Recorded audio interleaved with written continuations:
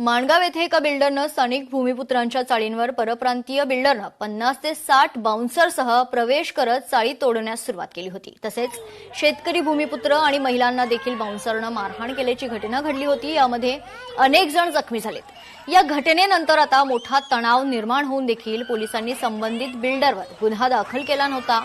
या संदर्भात 27 गाव सर्वपक्षीय हक्क संरक्षण संघर्ष समितीनं हस्तक्षेप करत या प्रकरणी संबंधित बिल्डरवर गुन्हा दाखल करण्याची मागणी लावून धरली होती आणि या संदर्भात आज संघर्ष समिती आणि भूमिपुत्रांनी मानपाडा पोलिसांची भेट घेतली आहे।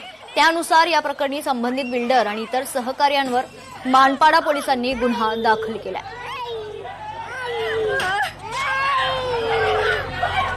ज्या काही बिल्डरची नावं प्रमुख आरोपी म्हणून लावली जायला हवी होती त्यांची नावं चढवली गेली आहेत। ही त्याची FIR कॉपी।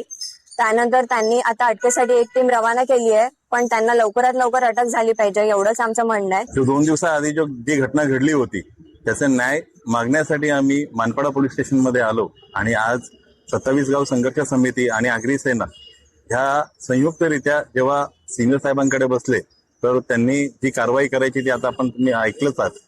फक्त एकच सांगू इच्छितो की समाजाच्या महिलांचं अपमान केला तर आम्ही आगरी समाजातले आहोत, त्याचा सडेतोड उत्तर कसं द्यायचं हे आम्हाला चांगल्यापैकी माहिती आहे। संघर्ष आमच्या रक्तात आहे। ही जी विकृत मानसिकता बनलेली आहे त्या मानसिकतेला आळा घालण्यासाठी काल सर्व भूमिपुत्र एकत्र झाले आणि आज आम्ही SCP साहेब आणि सिनियर PI शिंदे साहेब यांची भेट घेतली आणि त्यांनी सकारात्मक असं उत्तर दिला।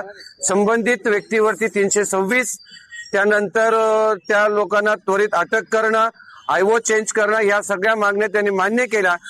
मानपाडा पोलीस स्टेशन हद्दीमध्ये माणगाव या ठिकाणी फिर्यादी यांच्या वडिलोपार्जित जमिनीवर यातील सदर गुन्ह्यातील आरोपी अवधेश गुप्ता आणि इतर अशा लोकांनी गैरकायदेशीर मंडळी जमवून त्या ठिकाणी 9 रूमची चाळ असलेली जी चाळ आहे ती JCBच्या सहाय्याने तोडली आणि त्या बाबतीत तिथं जे काही भांडणं झाली किंवा मारामारी झाली तर त्या बाबतीत फिर्यादी यांनी मानपाडा पोलीस स्टेशनला गुन्हा नोंद केलेला आहे आणि सदर गुन्ह्याचा पुढील तपास चालू आहे।